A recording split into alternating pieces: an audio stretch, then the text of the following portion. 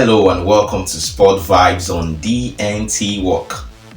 This is that channel where you get to catch up with the very latest and some of the biggest updates across the world of sports. And yet again, we are here to serve you some of those. My name is Bolaji Alimi, the sports pilot, and I will have the privilege of taking you across the world of sports yet again. You will enjoy this ride, so stay tuned and get set. Let's start with world of tennis because 13 years after winning his very first Australian Open title, Spanish legend Rafael Nadal has come back and done it again because he defeated Daniil Medvedev, the Russian, at the 2022 Australian Open men's final, coming back from 2 sets down to secure the victory. Yes, that was huge for him on that note alone, but that was not all there was to the match because there was a lot on the line talking about the greatest of all time tag that quite a number of tennis fans have been looking to attach to just a single player.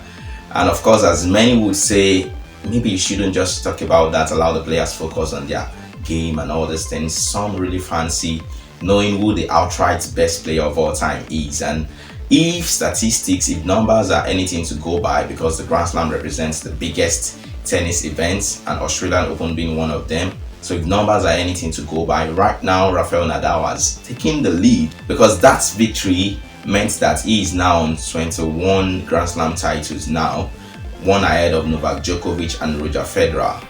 There's quite a number of things to say about this, but talk about Nadal for a while. Let's shift our gaze from the two other guys who have had decent careers as well, very, very decent by all standards. But the man of the moment, Rafael Nadal, there's quite a lot you could say about this man, but talk about the fact that this man has got that steel, that strength.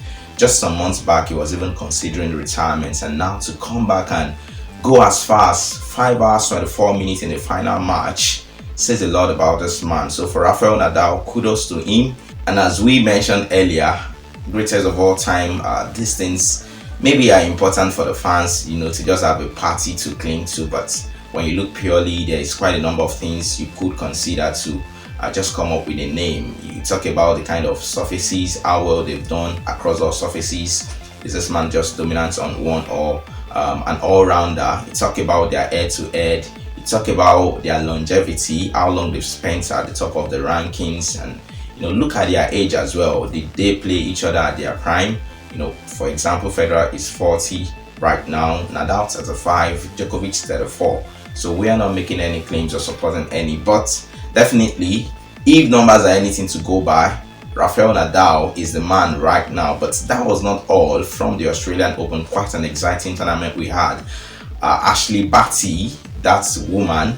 I wouldn't want to refer to her as woman of steel, and so that will not turn to a cliche. But I think the Australian nation has run out of superlatives to describe this woman, because Ashleigh Barty ended Australia's 44-year wait for a home winner at the Australian Open when the world number 1 beat American Danielle Collins in straight sets to win the 2022 Australian Open. She has won on clay, she has won on grass, and now on the hard courts. She has joined the League of Champions, the League of Greats. Talking about those tennis players who have done the same. So for Ashleigh Barty, definitely just still 25. She's still got quite a number of years ahead of her at the top level. So kudos to Ashleigh Barty. If there is something you could say, if there's something very noteworthy concerning the women's wing of tennis on the larger notes, you want to talk about the unpredictability, the tendency for the last winner to get knocked out in the second round of the next major event, and some of these things we've seen in the past. Nonetheless, Ashleigh Barty continues to prove that she is not just at the top spot for being their sake. So we leave tennis now and let's talk about football, because Everton have appointed Frank Lampard as their new manager on a 2.5-year contract to replace Rafael Benitez. Former Swansea and Derby coach Paul Clement will be Lampard's assistant manager.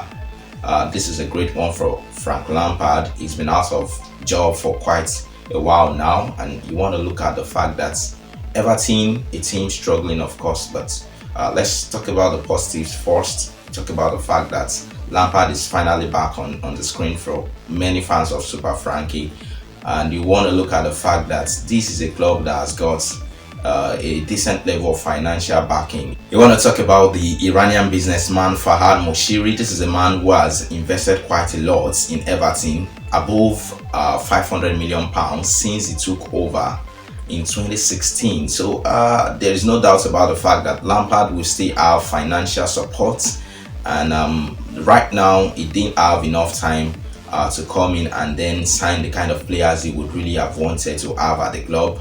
But maybe it's about looking towards the future. But the very first task Frankie has right now is to ensure Everton stays afloat. You don't want to have your club sink in the relegation deep waters, because right now that seems to be a very realistic thing for Everton. If care is not taken, you look at the table in the Premier League and the kind of defeats they have suffered in recent games to teams at the lower end of the table, and then you start thinking it's high time Everton started winning, because anything can happen really in football. But for Frank Lampard, he seems to be a manager that knows how to maneuver his way around lack of signings, because you'd recall his first stint at Chelsea, he didn't even get to sign any major player. They had a transfer ban. Their biggest players at that time, Eden Hazard, even left the club for Real Madrid, and yet he was able to secure a fourth position for the club, qualifying them for the Champions League, and then navigating them all the way to the FA Cup finals. So for Lampard, he's coming with a decent level of experience, not dozens of years as some other managers or someone like Rafael Benitez who left, but definitely he's got the experience as a player, which does not translate as a great experience as a manager. But you look at his stint at Derby County in the Championship as well, was able to steer them to the Championship playoff final where they lost to Aston Villa. And so for Lampard, yes, maybe some believe he has points to prove. He has a point to prove, and the Everton job does not look like the best. But with the finances in place, sometimes you never can tell what will happen. And then when you look at the present players available as well, sometimes the new manager bans is something you can ride on. Players wanting to impress the new coach on the block, and they've got quality as well, from Richarlison to some other guys in the squad. So for Everton, still a big club, still a very huge fan base. Some of them have protested. Quite a number of them are not happy with the hierarchy, with how the club is being run, because they don't have a head of recruitment, they don't have a director of football, they also are without a scouting chief. But Lampard knows all this, and he must have been told about all this before he took the job. So now to the game of hockey.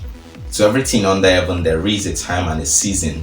There's a time to invest, to work hard and be diligent, and of course there is a time for you to harvest the reward for doing so. For hockey in Africa, and especially for Team Nigeria, it's a season of reward. As we told you in the previous episode about the exploits of different African teams at the Men's Hockey African Cup of Nations and the Women's competition as well, which aired simultaneously in the nation of Ghana.